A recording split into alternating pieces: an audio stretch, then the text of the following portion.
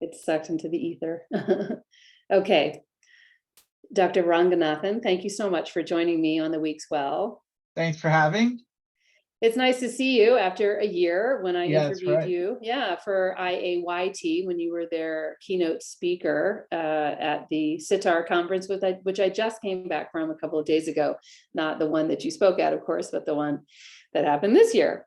Right. So I have a kind of a big question I want to start with, which is, well, let me back up even a step further and say that some of the questions as I prepared them, I was aware of them feeling to me like way too general. Like everybody assumes that they know the answers to these questions, but it seems to me that a conversation like this one should necessarily tackle perspectives and ideologies even that people have that they don't think they have to question. So my first Great. question is, help define to me, tell me what for you, your experience of, or what is the westernized world, and how the traditions of Indian moral philosophy in the context of Western academia have been neglected. Great. Thank you. So, results of my research, I make a distinction between the geography of the West, which is huge. It includes Africa and North and South America. Lots of BIPOC folks here indigenously. And we use the West kind of this colonial way to talk about Europe and its descent. So I talk about a capital W that's italicized that leans on the East. It's a very specific, it says West, but if you see it written, it's different. And it's a tradition that goes back to the ancient Greeks.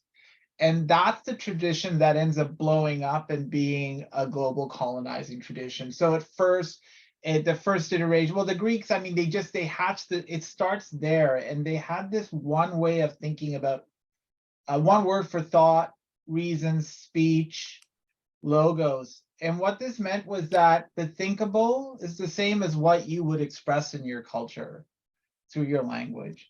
And this is the seed of the West colonialism, because with this model, it only makes sense of things in terms of its own language and history and culture. So then it gets passed along to the Romans, who then, there's kind of the second iteration, that's kind of the first kind of major capital W leading on the East. Well, there was Alexander the Great, he gave it a shot, but the Romans kind of took it up a notch, and then they invent the idea of religion, as a way to talk about traditions that are tolerated but subjected.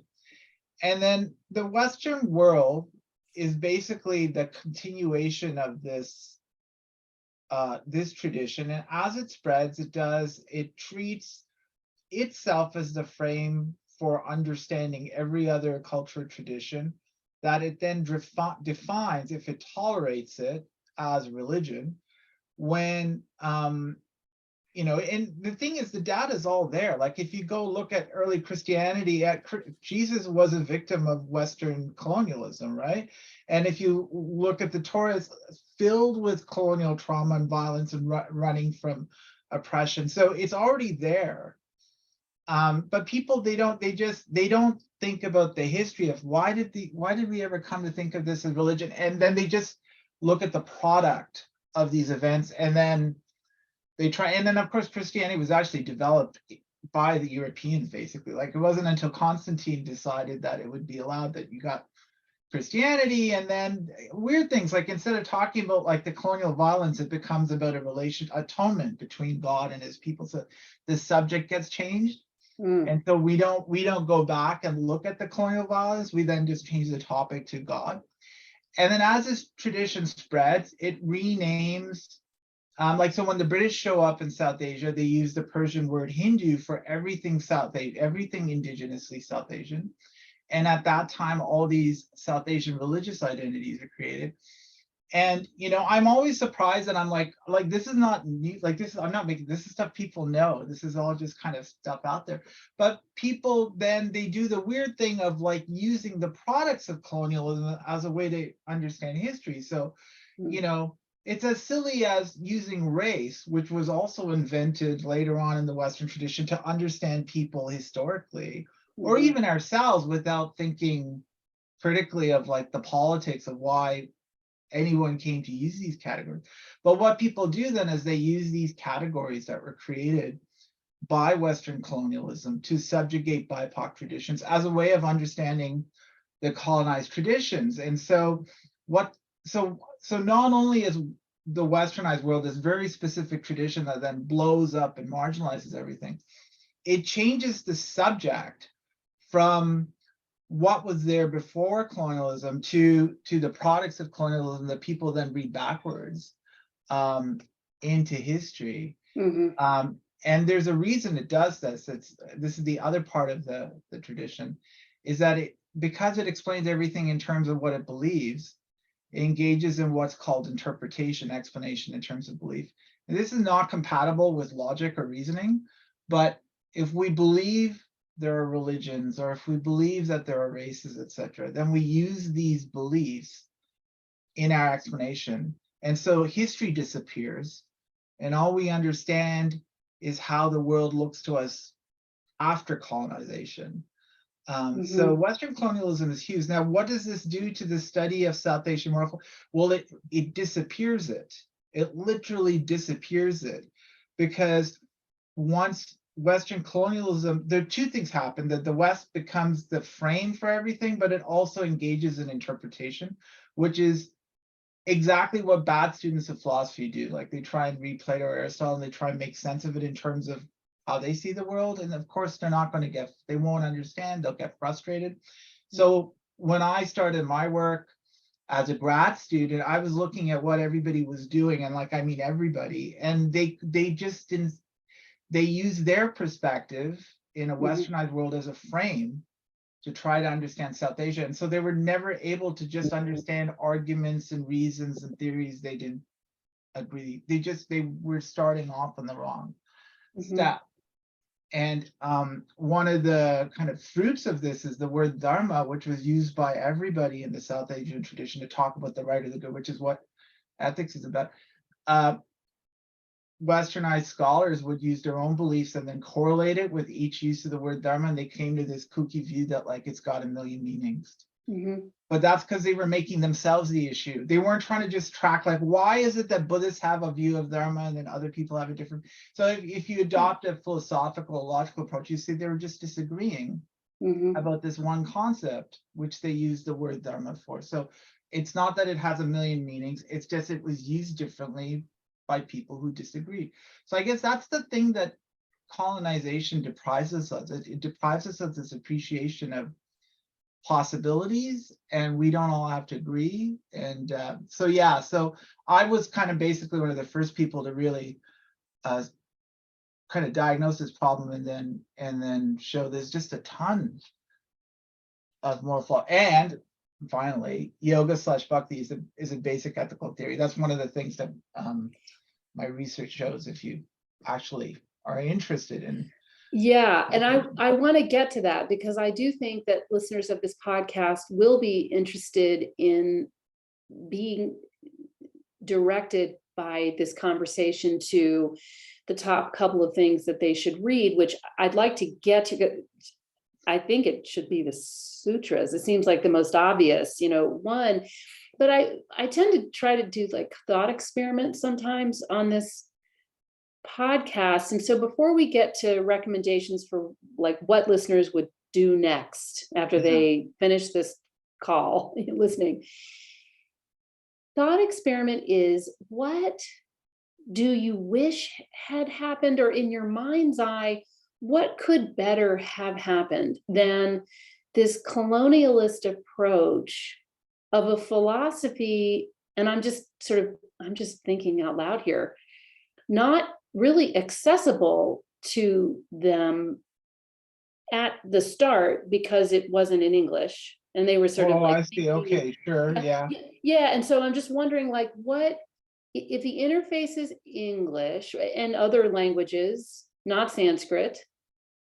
I'm just thinking, like, what, how, because I was thinking of this question as you were sort of concluding. And then you said I was the first to diagnose the problem. And I think that's where the solution begins, once you name it and diagnose it. Yeah, So I do want to know how we can go forward, but I good, think great. yogaphilosophy.com really shows that. And I think all your work does. But Thank you. how could we have avoided, or how could we have better arrived at this place in your mind? Okay, so there's a so there, I hear two questions. There's like, Yeah. if we were to Yeah. redo history, Yeah. Yeah. right? Yeah. Like, what would have been the better way? And then, given that we're here, how do we Yeah. move forward, right? Yeah.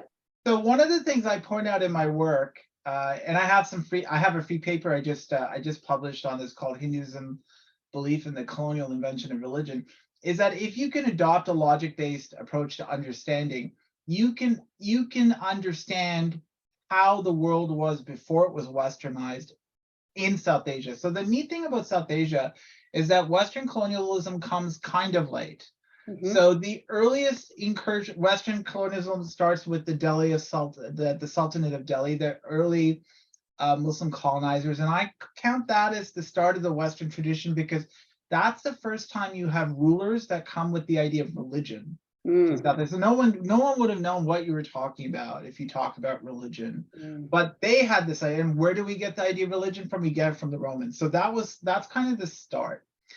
But if we look prior to that, what we find is a tradition where people, they were fine with getting along by disagreeing. Like nobody had to share a view, and everybody was free to have their own view on dharma and to disagree. And so part of the challenge of being a responsible individual was learning how to navigate a world of diversity. Mm. And so there's a kind of before and after. You can see the effects of once Western colonialism comes, things start to shift in South Asia. And now people have lost a connection to their indigenous roots. And so you have like the fermenting of like the solidification of xenophobia, the Hindu right. And so all of these things are really, they're not indigenous. They're all kind of continuation of colonialism. But you could see that they had a completely different way of getting along with each other. And I think it's like even celebrated in things like the churning of the milk ocean. There's a very famous old story where, the gods, they're worried about reputational risks. So they go to Vishnu and he says, oh, well, you have to churn the ocean with your demon cousins you don't get along with. And they have to engage in this back and forth, pushing and pulling of dealing with each other's perspective and not giving in. And in the end, the demons don't want to share the nectar, but the gods are willing to share it, and they're the only ones who get it. But that's a story that celebrates the idea that what is it to be an elevated person? It's to be able to live with people you disagree with forever, like to just be able to get along and not really care about external approval and the need for everybody to reflect your view back to you.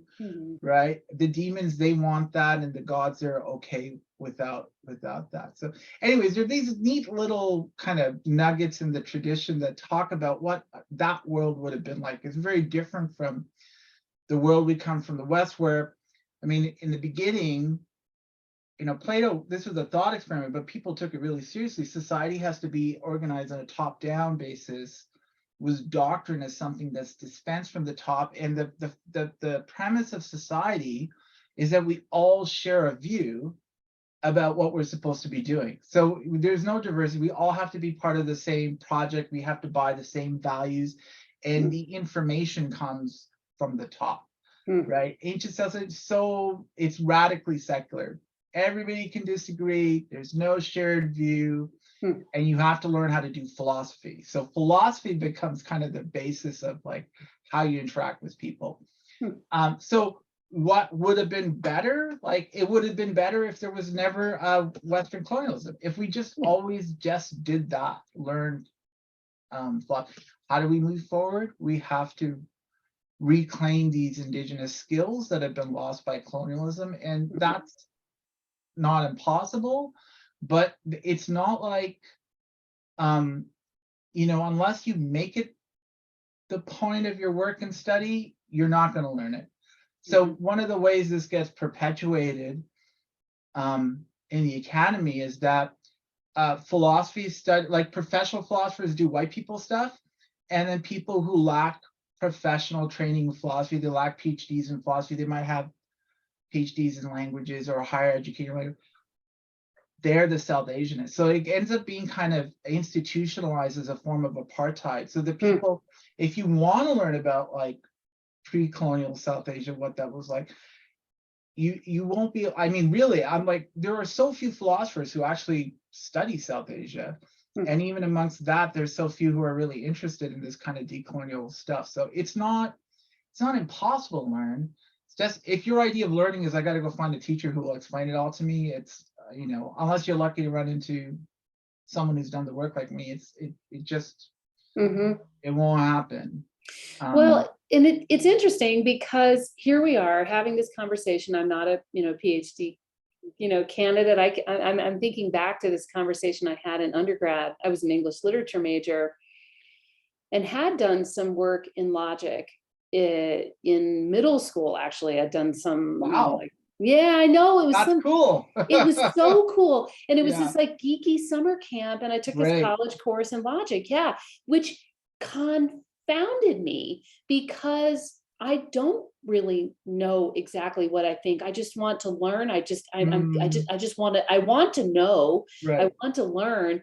But I remember sitting, fast forward to college, having this debate about free will. And I myself started feeling really agitated because I could not figure out what I thought. And there was a lot of very like opinionated people in the conversation. And they were like, well, it's this way, it has to be this way, blah, blah, blah. And I kind of thought to myself, I don't know. I mean, and maybe I was, sort of setting up my path for yoga at that time of just being a contemplative practice because I'm not sure I know. And so, so I say that because this conversation, this podcast, I'm trying to bring in as many professional, contemplative yoga people, educated in a variety of ways and places. I have had some other academics on, but still, we're not having this conversation within the context of the canon or of academia. You have an audience of thousands of people like me, yoga teachers, just people who aren't going to go to college or MA or PhD program. So can you talk about what you think your role is or how you are influencing change in how yoga is taught? Wherever. So as a yoga, so I consider myself a practitioner of yoga according to Patanjali. So I don't do things for goals. Good things will happen if you practice, but I do it as part of my devotion to Ishvara, sovereignty Ishvara, and then I practice the traits of Ishvara, tapas, and swadhyaya. And so I think any good teacher is just sharing their practice with other people. So you're not trying to indoctrinate people. You're not, and I can't control what people take away, but I can set up an environment where it's safe for them to do the kind of work they need to do to learn.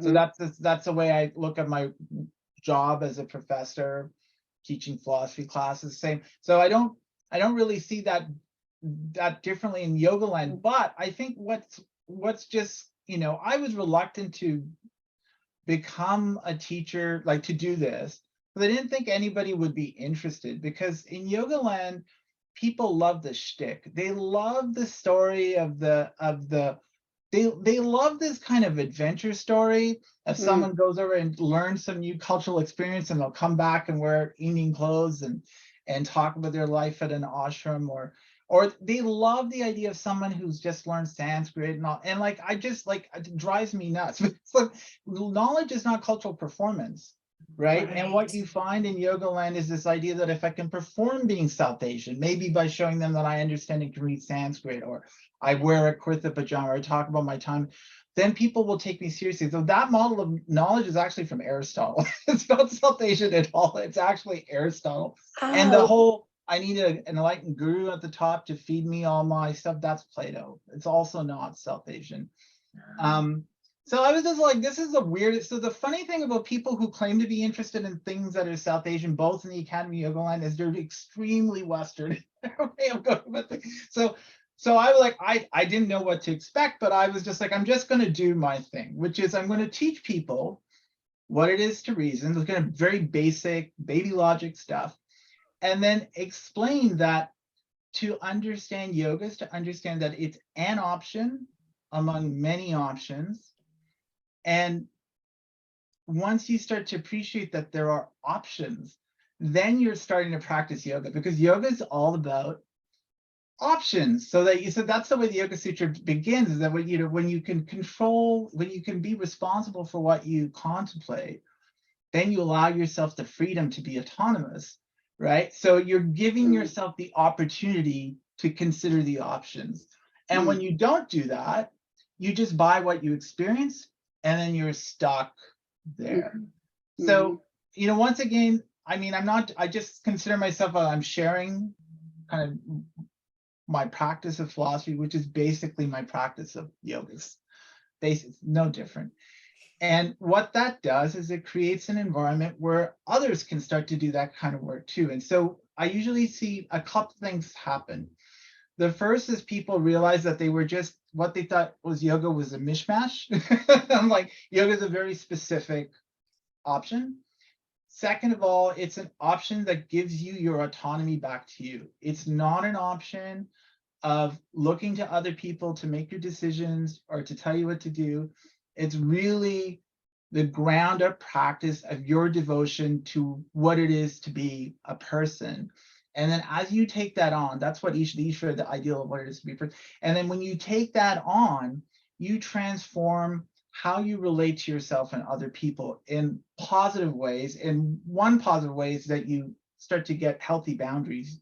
You're not living other people's lives, you're just living yours. And then you allow others to live their lives. And then they can start to do the same work.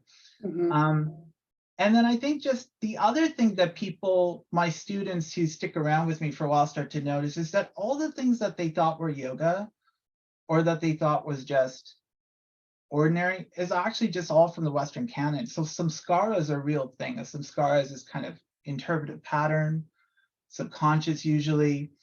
We bring these routines to circumstances, they get triggered, and they kind of organize a response. Another meaning of samskara is it's a rite or a ritual. So you can do it, sometimes doing the puja is called samskara. But anyways, when we're not practicing yoga, we just buy our experiences. And in a world of Western colonialism, we buy Western colonialism. So then all these ancient ideas from the Western tradition animate us unless we do this kind of philosophical work. And there's no substitute. You have to actually understand that, like, Aristotle was the first to say that, and Plato was the first to say that. And then you start to see that what you thought was yoga was never like, that wasn't yoga, right? The idea you need to go to an ashram, or yeah, let's flesh that out. Tell me some of the things that your students do wind up articulating that they learn, or that they learn, that they thought yoga was, that yoga is not. Yeah. Well, usually one of the first reactions is people were like, I thought yoga and Buddhism were the same thing. And then, so Buddhism is a version of consequentialism. So consequentialism claims that, so now we're getting into ethical. So I guess the first thing that I teach people is that there are 4 basic ethical theories. And every ethical theory is a view about the relationship between the right choice and the good outcome, or right procedure and good outcome. Virtue ethics claims you have to be a good person, and then you know what to do. And so theism is a version of virtue ethics, where God is the ultimately good person, and what God wants is what we should do. Then there's consequentialism that says that there are certain good ends, and those justify certain procedures. So Buddhists think that the reduction of dukkha, or suffering, is the ultimate good end. And so then practice for them is justified insofar as it facilitates that end. Then there's deontology, which says there are lots of good things to do, but you only have reason to do some of them. So karma yoga in the Bhagavad Gita is a version of deontology. Lots of things to do, but some things you have special reason to do that have to do with your sociological context. That's the Gita version of deontology. There are others. Then yoga/bhakti claims that you start off with the right. It's the opposite of virtue ethics. So you start off with being devoted to the ideal of the right, and then that's your practice. And it's within that devotion to the right that you work on being right. And then in time, as you get good at that, you bring about the good. So the good ends up being an outcome of your practice of devotion to the right. And Ishvara specifically, this ideal of the right, has two essential traits. It has a healthy relationship to its past, not stuck in the past. So we practice tapas, which is this self-challenge to help us free us from our unhealthy relationships. And then swadhyaya, which is self-determination or transparency of the values you set yourself, and it's a healthy relationship to your future. So if you can be free from your past and determine your own future, then you're autonomous. That's kaivalya. You end up there. So I think, one of the, I teach this kind of, this is like very early on, I make this clear. And so people are like, oh, I thought Buddhism was, and I still meet lots of people who think that the reason, like the only reason to do yoga is to reduce the suffering. And that's consequentialism, not yoga. And then I think just understanding that yoga is this very specific practice where there are no rules, no one else to tell you what to do. You have decided to be devoted to this ideal of sovereignty. So you take the responsibility onto yourself, right? And then your practice is just that devotion. And I usually communicate an analogy, like if you want to learn music, you have to identify the ideal in music, and then you form a practice of that devotion to that ideal. And at first you're bad at it, but in time, you keep up with the practice, you start to perform the ideal you're devoted to. And the people who are really good never think they made it. There's always, the devotional practice gives meaning to all of their activity because it's what propels them forward. And so the same as in Yoga Yishra is the ideal of what it is to be a person. It's what we have in common as people. We all have an interest in that ideal of sovereignty or independence. And then when we engage in this devotional practice, we take on the responsibility of being independent ourselves, but it's what we all have in common. We all have an interest in that. So even though we're working on ourselves, it opens we are open to other people as things who we're all kind of in the same boat. We have very similar challenges. And if we want to personally succeed, we need an environment that's safe for people to succeed. And so this devotional practice helps us focus on ourselves and get over our ego all at the same time, right? Our selfishness. Yeah, it would strike me that if your practice is of an emerging understanding of autonomy in yourself, you can't really know you're autonomous without testing out that experience of autonomy in relationship with others. How would you know you're autonomous? It's a social concept. There's no sense of autonomy in the middle of like space, right? But with other people, there is. And so you can't really, and that's why, if you look at the Yoga Sutra, what gets us to Kaivalya is the Dharma Mega Samadhi. We have to get rid of the selfishness in every context that, that makes us to be everything, right? We're not. And that makes it possible for us to be independent, right? If we get rid of our ego, and then we can be independent. And so I think with just practically what this does for a lot of people is that it helps straighten out all sorts of interpersonal relationships that people, family, partners, children, colleagues, right? Because, in the West, especially with virtue ethics, we're taught to devalue ourselves. Don't think of yourself, because if you think you're good, then somehow everything you want is right. You can't do that because you probably don't know what's right. So we're taught to devalue ourselves, and then also to sacrifice ourselves. There's all sorts of weird things, to be a martyr, to be, to do things for the greater good, and yoga gets rid of all of that. Being a martyr is bad for your health. Don't be a martyr. You don't need to sacrifice. You just have to worry about yourself responsibly, right? And then all of a sudden, right, you cut out the abusive or unhealthy relationships, and then you can also and often it's people you're close to, but in the wrong way, right? And so that if you can kind of straighten out that relationship, it goes from being a problem to being fine. Yeah, right. Being healthy, fun and healthy and nurturing, Right. So I want to pin a couple things you've been saying because it's just fascinating to me. You talked about 4 systems of philosophy, right? Basic ethical theories. Sorry, basic ethical theories, of which Right. yoga bhakti is one. Is one. Okay, one of them. Yeah. So, okay, and so then I want to, and then say that you talk about yoga. Well, before I ask my question, actually let me understand or sort of delve a little deeper in.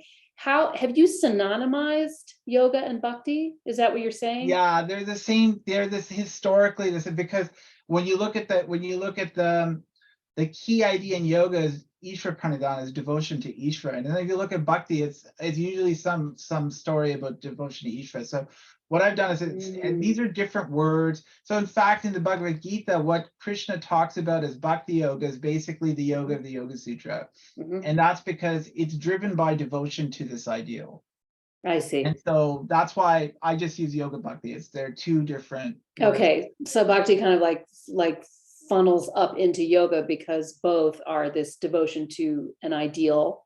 They're 2 different words for the same theory. That now people use bhakti in all sorts of funny ways, like in Yoga Land, it's a sing along with a harmonium. No, totally. That's like, or dance, like sing-alongs are great, but like it's just, I mean, this. Like that's like a camp experience. Bhakti is like more intense than that, right? It's because it's so. It's so true. Yeah, it's so true, and that's actually what that leads exactly into my next question, which is, if in the West virtue ethics is the dominant ethical system, right? I for the third time. Well, I think it certainly was. It's a huge part of Christianity. Right. And is it that's part a of very Judaism? dominant force in the Western world. Yeah, dominant force in the Western world. And is it? Can you help me just quickly understand? Is Judaism also considered a virtue ethic? You know what? I increasingly started not because there's a lot about Judaism I don't. Like look, there's a story about Judeo-Christian morality. When I was in university, people just smush all of this together. But I started talking to rabbis and people who knew better, and I realized that there's probably a story about Judaism that Christians like, and then there's like an account of Judaism that Jews and Jewish scholars know about. And so in any ways, I don't think it's a minor colonized, oppressed tradition. So if we want to look for what's wrong with the West, we can't blame those people. Right? It's true. You have to look at the people who are in charge, right? Exactly. Okay, and that's and that's sort of where I was going, because I was thinking about the colonizing of yoga as a practice and how it exists in modernity, which is one of the main, thrusts of this podcast. And I hesitate giving this example because you're probably, and stop me honestly, because it might be redundant and not helpful. But I owned a yoga studio for a long time in the early aughts, and co-taught with a South Asian guy who just loved him. It was a wonderful relationship. He was an amazing teacher, and we decided to co-lead a retreat to India. We took a 2-week trip. We started out in Delhi, and then we went all the way up to the north, and it was great. However, I had this experience, and it accrued over the days we were there. Well, and I should back up and say that he organized it all, so it felt like we were getting access to an experience that, as not all white people, there were quite a few BIPOC people on the trip, but maybe 60% white people. Connections make a difference. You have to know people. I mean, I guess, it felt like we were doing something that felt like authentic and sincere. We wanted to learn, and we went to a mandala ceremony up near Leh, and there were a lot of other things. It was a trip, right? So we went very far to do it, but we did practice quite a bit of yoga. He and I both led a bunch of classes for our group there. But the thing I'm talking about, the accruing experience that I had, it was nauseating, really, because I felt so trapped by it, and recognizing that what we did as Western people in India which is like whip out our credit card. And we were buying the deities, we were buying the statues, we were buying the beads, we were buying the whatever. And of course, that was at the time where the phones weren't blooping everywhere. So it was just these pieces of plastic all over the place that we, and a straight capitalist would be like, well, you're welcome, because that brought benefit to, South Asia, to India, wherever you were. But it just felt to me like, how can we do this? Should we do this? Like, what's the meaning and the import of doing this? And it reminds me of this, a bhakti yoga mentor of mine who has been doing this for 40 years. And he said, the West just left all of the philosophy and the teachings of all the gods and goddesses, all of the depth practices of yoga behind as we imported it into the United States. And I don't know what you think about all these things I've just said, but I guess my question to set the field for the question is, if the dominant ethical philosophy is virtue ethics, and you're positioning yoga or describing yoga as the opposite of that, how have we developed yoga in modernity in the West using the virtue ethics lens against a practice that's the opposite of it? So one of the things that I point out in kind of the historical work is that when you appreciate that Western colonialism begins around 1100 CE, 1200 CE in South Asia, you already have the Westernization of South Asia begin. And if you look at texts like the Hatha Yoga Pradipika, where yoga is described as something you do in hiding inside closed doors under the tutelage of a human guru who has the knowledge that's being passed down. That, and the reason you do that is because it gives you some kind of great power or liberation afterwards. But you already find these like little bits of virtue ethics and consequentialism in there. I pointed out in my writing that this is actually a trauma response. So you have a world that's falling apart outside, and so people are then wanting to flee to gentrified areas and then do things on hiding.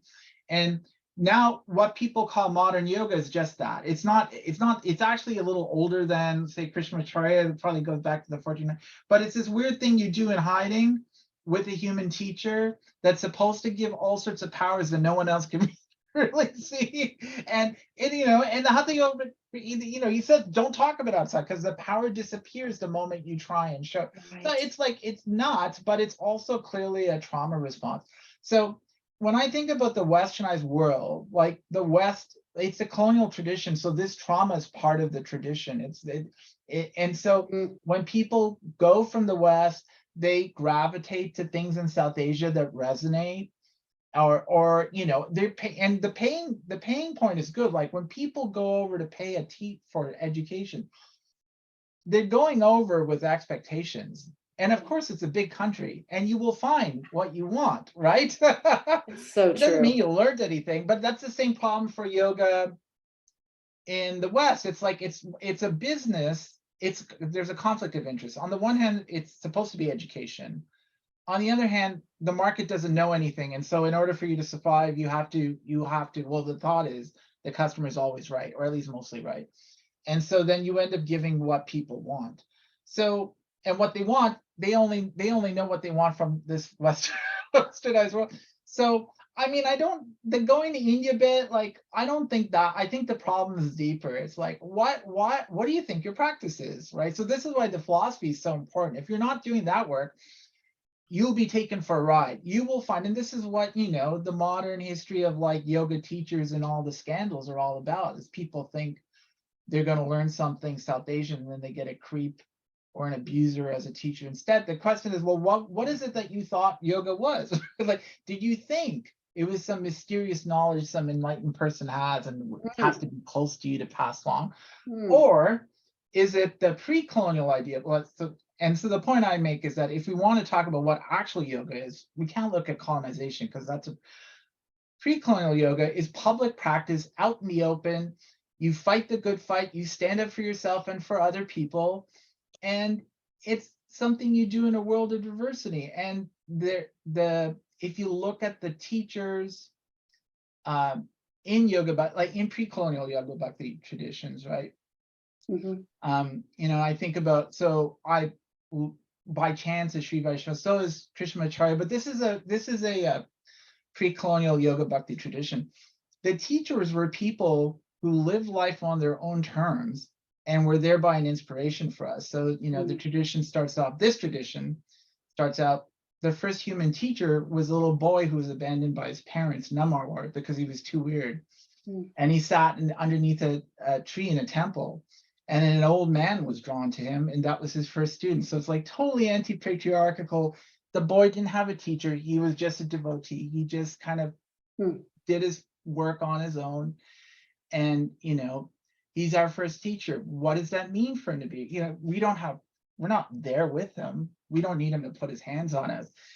He's demonstrating what a life lived on your own terms can be like, right? And so I think that, that courage to be like an individual, that's not Western. When you go back to the very origins of the tradition, it's all about social conformity. Plato and Aristotle, their main worry is, how do we get people to fit in? And so they know their place. And then every philosopher afterwards treats the question of why be moral as, why should I fit into social expectations? It's not part of our, it's just not part of our tradition, right? So, you have to really be, but yoga's always this kind of rebel thing, right? I'm just going to be devoted to sovereignty. Yeah, I mean, that's that myself, right? So there's just a couple questions I want to ask, and I could take it multiple different directions, but there's no way this is an easy question, but maybe it is, and it may be a really dumb one.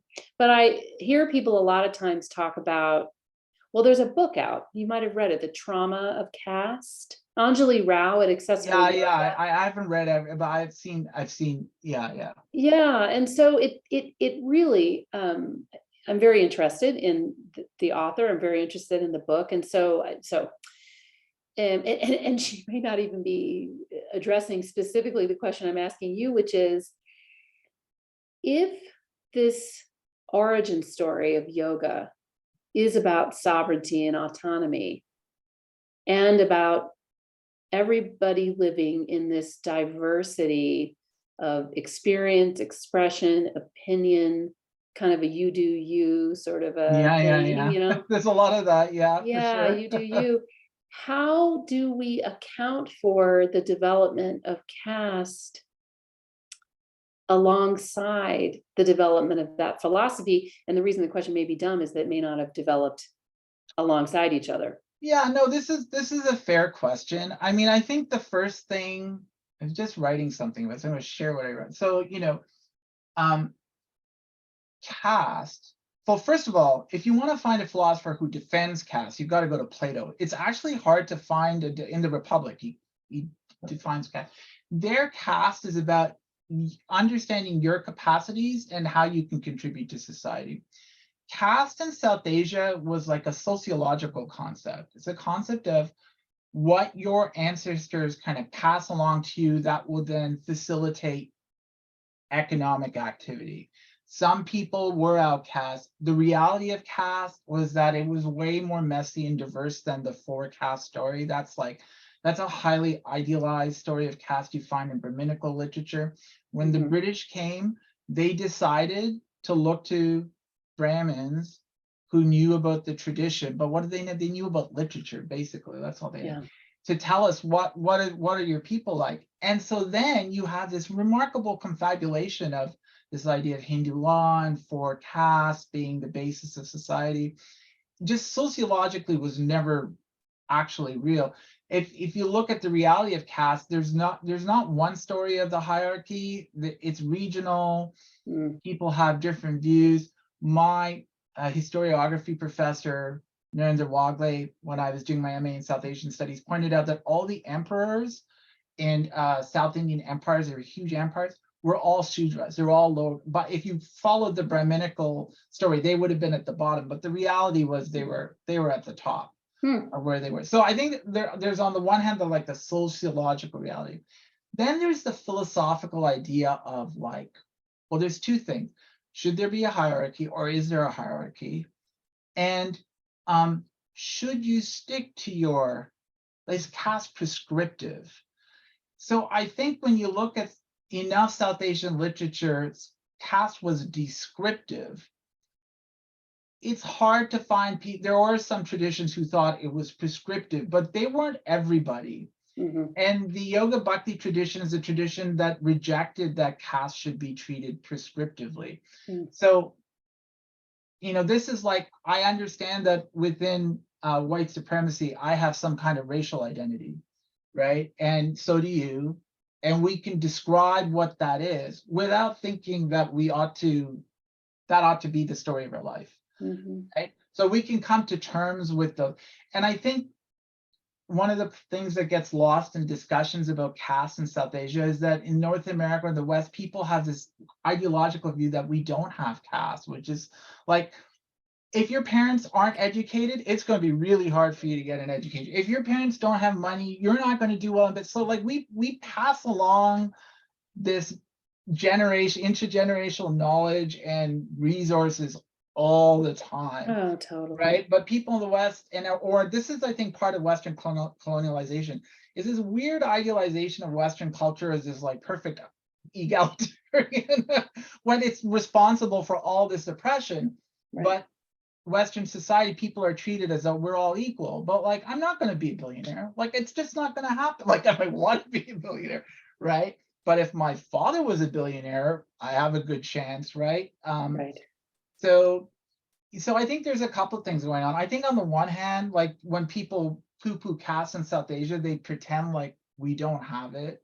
Right. And then I think they also don't draw the distinction between the description and the prescription. Yeah. So Yeah. I think we need to be more descriptive about our caste, and then like not prescriptive, which is the Yoga Bhakti view. Like, let's be real about oppression and just do what we can to not support it.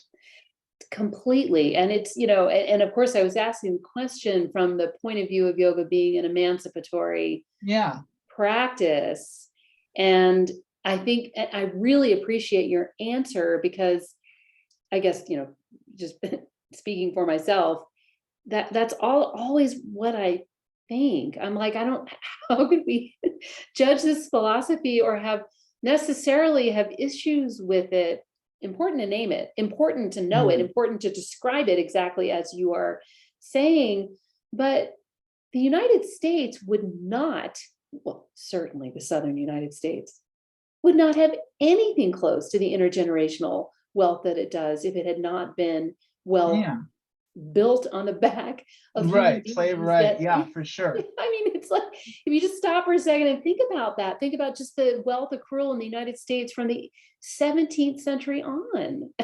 I have a lot of first generation university students at the university I teach at, and it's harder for them than students who come from parents who went to university, like just simple things like that. It's a lot harder for them. And if it's competitive, and it is, right, it's going to be harder for them to succeed at this. Completely. Right. So we have this weird delusion that we don't have caste. We don't talk about it. Doesn't mean we don't have it. Well, right? Things moved very quickly, in the late 20th century, 19th century, 18th centuries, and things moved very fast in the latter part of like the 1000 to 2000 sort of range of history, because we technologize things, we informationize things. True. We, the 0101 alone is this sort of, God, I'm reading a book right now about just the origin, say it again, like story of the internet, where like, O is incorrect and 1 is correct or something. And like the entire way we think, I mean, this whole technology that's enabling you and me to speak is based on right and wrong, right, wrong, right, wrong. Are there really only 2 options? Yeah, I mean, everything has to be reducible to these 2 options. Exactly, exactly. So you can see where in human contact and context, like you and I are even having in this conversation, of course, we're explicitly attempting to sort of touch the contours of truth, but it strikes me in this moment that, of course, these kinds of conversations are increasing and becoming more and more, because Yeah. there's a tyranny of the right, wrong, a tyranny of the oh one I feel, it seems to me, you know? Well, I just reading and writing about the polarization. One way to think about polarization, well, this is what you've described, is that there are two options, right? That the easiest way to generate polarization is to you interpret. So you treat your beliefs as the kind of the explanation, then everything else is incorrect. Yeah. Right? When we are willing to do the kind of work I teach, we understand there are options, lots of them. And going back to that conversation you were having with free will, the gift of real philosophy is you can be agnostic. There's no expectation for you to have a horse in the race, to use that metaphor. Like, you don't have to take Yeah. sides. And Yeah. that's what the gift of yoga too is. Like, when I can understand the options, I take back my freedom to choose, right?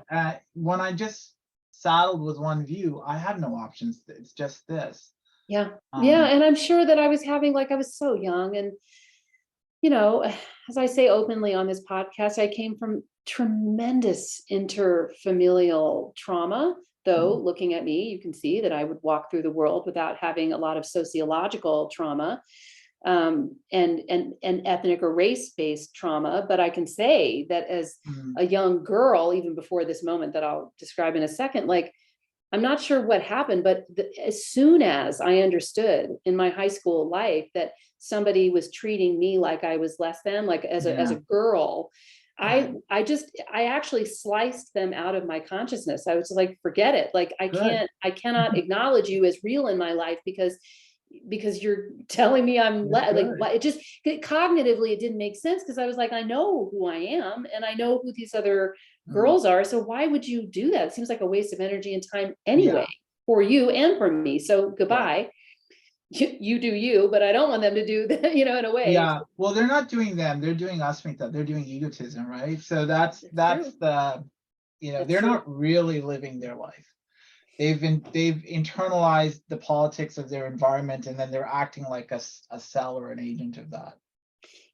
That's perversely really beautiful. I appreciate you saying that a lot, actually, because I've long wondered how, I mean, I slice them out of my consciousness, but I'm still talking about them today, but only as sort of An example. an example of how Metaphorical I've, fun. Yeah, yeah, yeah. exactly, like, built my, but I guess my point about, like, that moment in the sort of philosophy conversation in college, there's no question I was having, performative, Right. sort of stress to have an answer, Yeah. to be right or to be wrong, and then to figure out if I'm wrong, how to become right, which Right. is why I've always been drawn to yoga, because as I was talking about with, oh, I can't remember, it may have been Shannon Crow, who of course adores you like I do.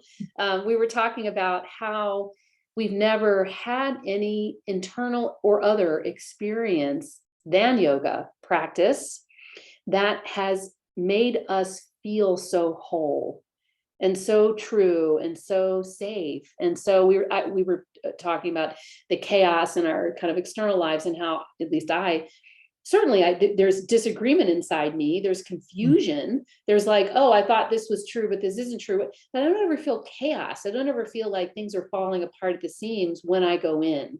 I feel like, I've like arrived, mm. and so what do you think about the fact that the majority of Western yoga practitioners are women, or female Mm. identifying? What do you think? What's in that? Why Oh, is that, do you interesting. think? You know, I haven't ever really given a. I feel like that has more to do with the gender politics of what we're allowed to do. So I think it's less that this is for women and more that men aren't really supposed to be doing this kind of thing. Mm, That's the way it's always seemed to me as a man, right? mm, That like if I was to do this, I would be exploring um, aspects of my life that I'm supposed to have already figured out or not have, or something like that, right? that's, And somehow that this was a space or a freedom that women were allowed. I think it's more that. it's all nonsense, but still, I mean, Yeah. that's the kind of the vibe I get, because when you talk to men who start to do yoga, they often, there's some story about how they didn't feel like it was really for them. And that I find is informative, because you don't hear that women saying, I wasn't sure. Like, they were like, I'm going to do yoga usually, right? So I think it's more about that. I think, yeah, I think That's it's that. fascinating. I love that. Thank you for that answer. And, to kind of land the plane and respect your time, I wonder about, I love for you to tell us, sorry. I'd love for you to tell us a little bit about your translation of the Yoga Sutras. It was certainly one of the most interesting aspects of the research that we did. Hold on, I really want to find, here it is. Yes. When we were putting, together the questions, and I wanted to wonder, like, well, first of all, I'm interested in translation studies, because that kind of gets back to my question way back from the, Cool. like 45 minutes Yeah. ago, Yeah. and how your translation has changed the literature of Indian philosophy. And of course, like, embedded in that is, when you read these quote translations of the sutras, you noticed that it They was were just people. pure nonsense. So the thing about me, so there was two things about me. I was a student of philosophy. I didn't know this. Well, I knew that I'd already decided to engage in Ishvara Pranidhana. I didn't know what that was really like. It's funny, you make a decision and there are real consequences, and I didn't understand what those real, but that was a fortuitous decision I made when I was about 19. When I came to philosophy and studying philosophy, I already knew that the story we had in South Asian studies and Indology by people created by people lacking professional training. They were linguists, and they did the weirdest things. They did whatever would get you flunked out in philosophy. They did, like, on a house on fire. So if you were in a philosophy class, like an undergraduate philosophy class, and you had to read Kant, and then you just started talking about how you feel about what he's saying or what this means to you, people go like, we're not here to talk, we're here to talk about Kant. But in this academic world, studying stuff, that's what everybody did. So I already knew that that's kind of what they already did. Second of all, I already knew quite a bit about the history of South Asian philosophy. So philosophy is big picture. It's not you. It's about taking a step back. And the first thing I noticed is that the views that people were articulating in their translations sounded a lot like what they were already committed to in life. So there was that. Then there was also I dug up Vyasa's commentary. So Vyasa is the first commentator on the yoga, and if you can read philosophy, you can tell it's heavily influenced by Sankhya that you find in Sankhya-karka. The Yoga Sutra is very different in what it talks about. So Sankhya-karka denies agency. Mhm. Yoga is all about doing stuff. Mhm. The whole thing's about doing stuff. So I could kind of tell what was going on. And now looking back, I have language for this. They were interpreting, they were using their beliefs. And a sutra text is a hard text to read anyways, because it's like a zip file. So it's about compression. Totally. And every word, especially in the Yoga Sutra, is meant because it has lots of meanings. So, but what people usually do is they just choose the one they like, which for me is just like, on what basis? Or like, I'm not interested in you. I want to know what's in the Yoga Sutra. Right? So there's this real narcissism where people make themselves the topic. So I was working on my PhD on translation. It was in philosophy, but I was looking at philosophy and language and the challenge of translating moral philosophy. It dipped in heavily into translation studies, which is this interdiscipline on translation and linguistic anthropology. So I already had like I was working on like a story of how you do this properly. But here's what I did. I first knew that I had to make a decision. I had to make a choice to read this as a text of philosophy, because I knew that choice would impact how I organized the various meanings. And there's nothing wrong in deciding to read it as comedy and then you get something else. But as long as you're transparent about that choice, there are implications. So that was part of the theory I was developing. So I knew it was a text of philosophy. So then that meant I needed to understand it in terms of a disagreement, not how I saw the world. So then I was reading it in terms of, well, what are the implications of this text for wider conversations and disagreements going on in the tradition? So it's a big picture. Then I sat down with the Moni Sanskrit, Williams Sanskrit English Dictionary, and I looked at every word, and I found like each word would have like a huge list of meanings, and I would narrow it down to the top 5. And then each sutra, my goal in translating the English is that I'd have to choose an English that managed to get all of that across. So I wasn't filtering. And the one thing I noticed that nobody else seems to notice is that one of the meanings of vritti in Yoga Chitta Vritti Nirodha is ethical behavior. No, everybody else chucks that out. They think they don't need, it's there at the start, right? And then it ends on the Dharma Mega Samadhi, right? So it's just, so I just kind of applied like my understanding of South Asia and like the translation studies stuff I was working on. And I didn't really understand everything, but I didn't need to. I just needed to reproduce the sutra in English that captured all those things. And then what happened for me, every year I went back, I just started finding deeper and deeper levels. And the commentary, I think, is like 70% right. The translation I still like because I did it rigorously. So for me, it was a learning experience. I was learning, first of all, what it was to translate, but I was learning from Patanjali because as soon as I started doing this, he was communicating to me the exact challenge I set myself, which is, how do I make sense of things? And he's like, well, there are 2 options. You start off, you can either make everything about you, or you take a responsible approach where you organize things, and that organizational exercise respects you as an individual, your autonomy.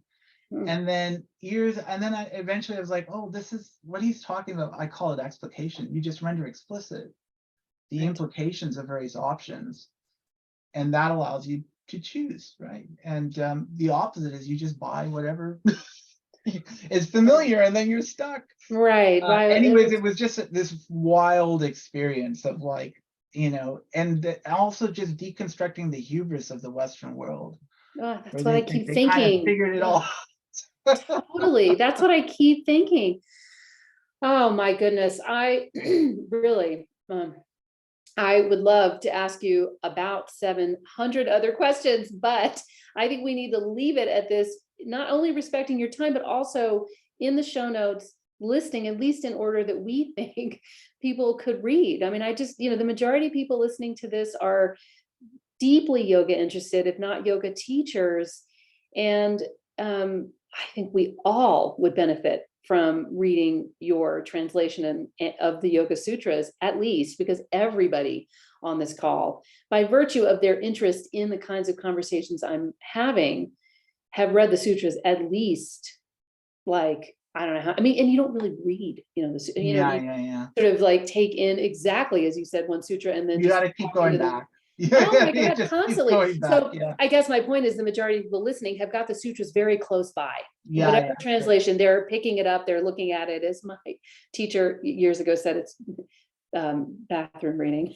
He said it's always there because I always will have the time to sort of take it in. Not to be scatological, but I really thank you. It's really been an honor talking to you. It's been such an education and so interesting. And I can't wait to follow your work and to find out the other stuff you publish coming up and stuff that's coming. I'm really appreciate it. Is there anything? Thank you so much. It was so much fun to talk to you. Yeah, it was great. Is there any last thing you want to leave with the audience? I'm just thinking about, I don't know. I feel like we might just leave it here, but I'm thinking if there's any last words of wisdom. I don't have wisdom. I'm a philosopher. I love wisdom. I don't claim to be wise. Yeah, if you want to continue the conversation, you can find me at yogaphilosophy.com or on Instagram on yogaphilosophy_com. Yeah, it's one of the few handles I really stop. You are a scroll stop for me. I read everything because it's just it's somehow you've managed to make social media also a depth practice where it's truly I mean that. So thank you so much for your time. So great, Dr. Ranganathan. Thank you. Take care. Thank you so much. Yeah, okay, take care. Bye-bye.